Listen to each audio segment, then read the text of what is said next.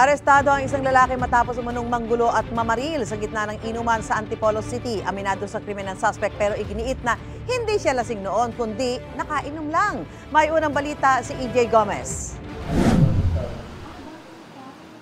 Nasa kote ng mga pulis ang 33 anyos na lalaki sa Antipolo City matapos umanong manggulo at mamaril ng kanyang mga kaibigan habang nasa inuman.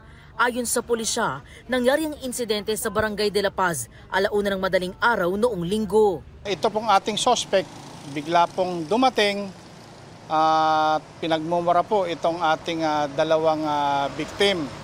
Ang suspect na si alias RR, lasing daw noon ayon sa isa sa mga nagiinuman na sigar, hindi niya tunay na pangalan. Sinalong po namin siya kung anong problema kasi nagsisigaw.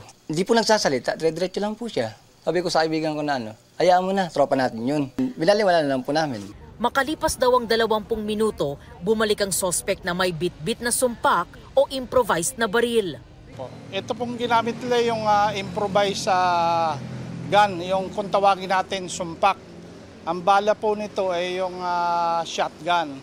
Kaya po isang putok, dalawa po yung tinamaan na victim po natin. Nagawa pa raw agawin ng isa sa mga biktima ang sumpak na hawak ng suspect hanggang sa nagpambuno silang dalawa at naiputok ng suspect ang baril.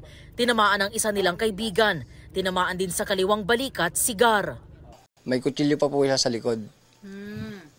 Ganun po. Tapos ang ginawa niya, inasiwas niya po yun. Hanggang natumba po yung kaibigan ko na kainuman ko.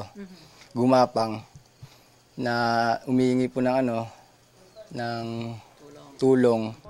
Ayon sa pulisya, nakatakas ang suspect matapos ang pamamaril pero nahuli rin sa follow-up operation.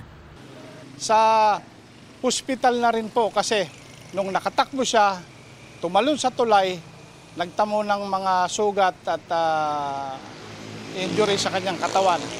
Nung nagpapagamot na siya sa hospital, nakilala siya nung ating victim. Bakas pa ang pamamaga sa kaliwang paa ng suspect na umamin sa pamamaril. Pero aniya, hindi siya lasing. Nakainom lang daw. Hinilang ko po sila. Yun po, sinumpa po sila. Wala po sana akong tatargetin kasi tatakutin ko lang sana po sila Pero ano po nangyari? Yun, pagkapaputo ko, nagpambuno po kami. Parang dilim po yung panding ko sa kanila Maharap siya sa kasong frustrated homicide at paglabag sa Omnibus Election Code. Ito ang unang balita. EJ Gomez para sa GMA Integrated News. Gusto mo bang mauna sa mga balita? Mag-subscribe na sa GMA Integrated News sa YouTube at tumutok sa unang balita.